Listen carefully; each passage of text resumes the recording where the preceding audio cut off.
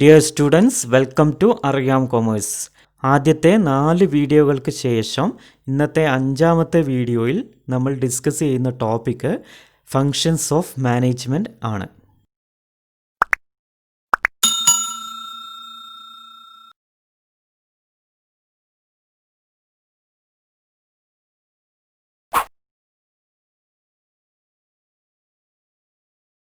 ഇന്നത്തെ topic functions of management.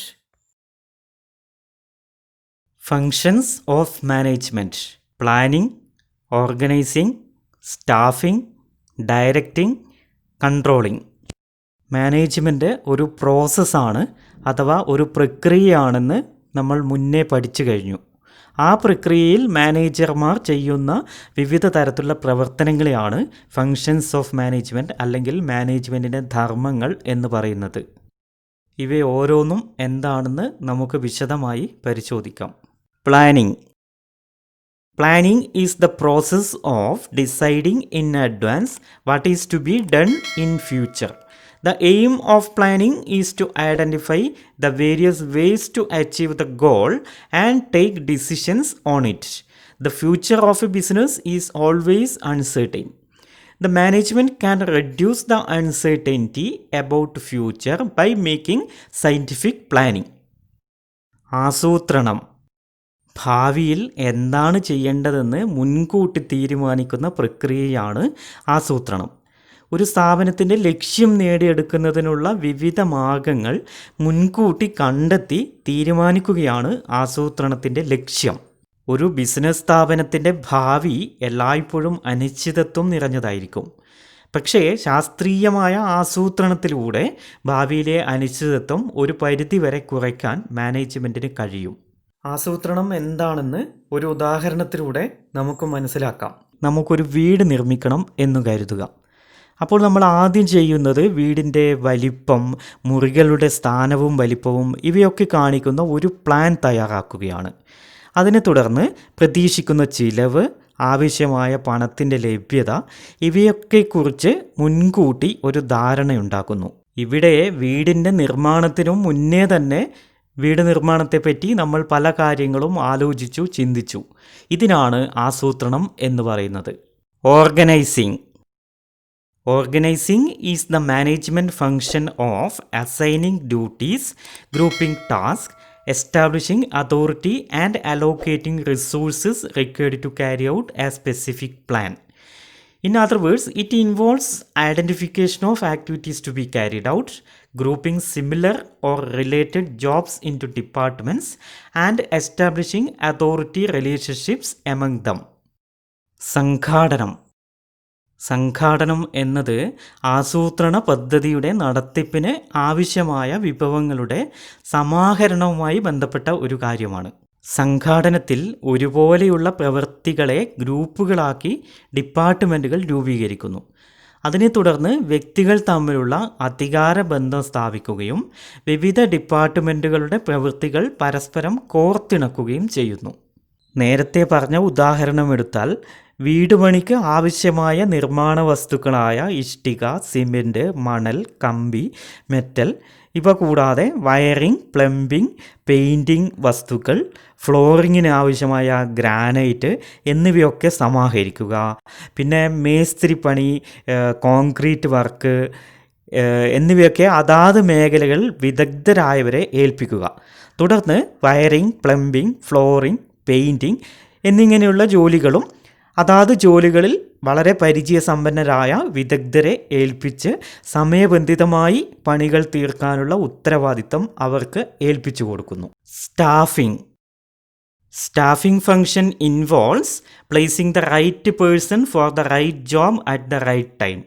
It is concerned with recruitment, selection, training and development of workforce of an enterprise. This is also known as the human resource function of management. ഉദ്യോഗവൽക്കരണം. ഓരോ ജോലിയിലും നിശ്ചിത യോഗ്യതയുള്ള ശരിയായ ജീവനക്കാരെ നിയോഗിക്കുന്ന പ്രക്രിയയാണ് ഉദ്യോഗവൽക്കരണം.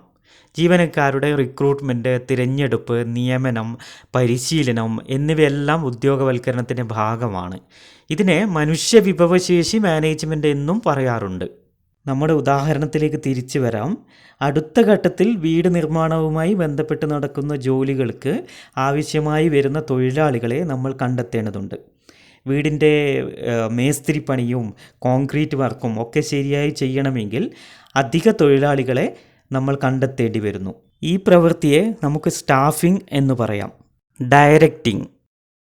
Directing is the process of guiding the subordinate towards achieving the organizational goals.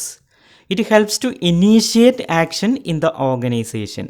It involves supervise the subordinate, motivate the subordinates, lead the subordinates, and communicate to the subordinates for the achievement of organizational objectives.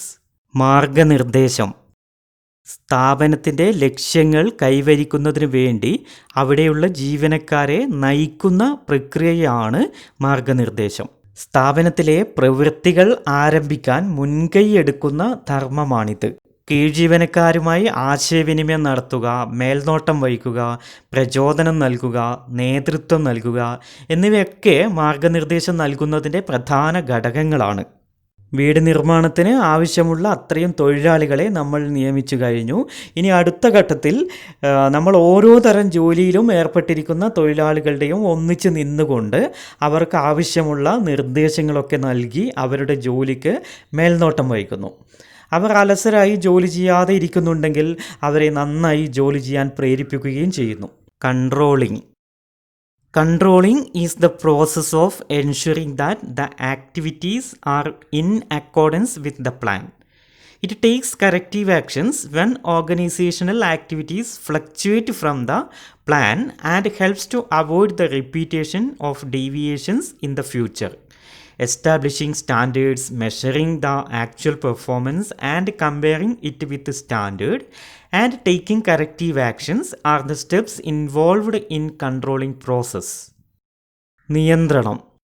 ആസൂത്രണം ചെയ്ത പ്രകാരം പ്രവൃത്തികൾ നടക്കുന്നുവെന്ന് ഉറപ്പുവരുത്തുകയാണ് നിയന്ത്രണത്തിൻ്റെ ലക്ഷ്യം.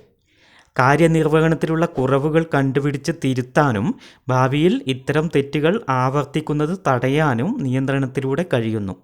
പ്രവർത്തന നിലവാരം നിശ്ചയിക്കൽ, യഥാർത്ഥ നേട്ടം അളക്കൽ, നിലവാരവുമായി താരതമ്യം ചെയ്യൽ, തിരുത്തൽ നടപടികൾ എടുക്കൽ എന്നിവയാണ് നിയന്ത്രണ പ്രക്രിയയിൽ ഉൾപ്പെടുന്ന ഘടകങ്ങൾ. വീണ്ടും നമുക്ക് വീട് പണിയുടെ ഉദാഹരണം എടുക്കാം. വീട് പണിയുടെ ഓരോ ഘട്ടത്തിലും ഓരോ ജോലിയും നമ്മൾ ആസൂത്രണം ചെയ്ത സമയത്ത് തന്നെ ഉദ്ദേശിച്ച ചെലവിൽ ചെയ്തു തീർക്കാൻ കഴിയുന്നുണ്ടോ എന്ന് പരിശോധിക്കുന്നു. അതായത് ചുമര് പണി തീർക്കാൻ 10 ദിവസം വേണ്ടിടത്ത് 15 ദിവസം എടുത്തു എന്ന് കരുതുക.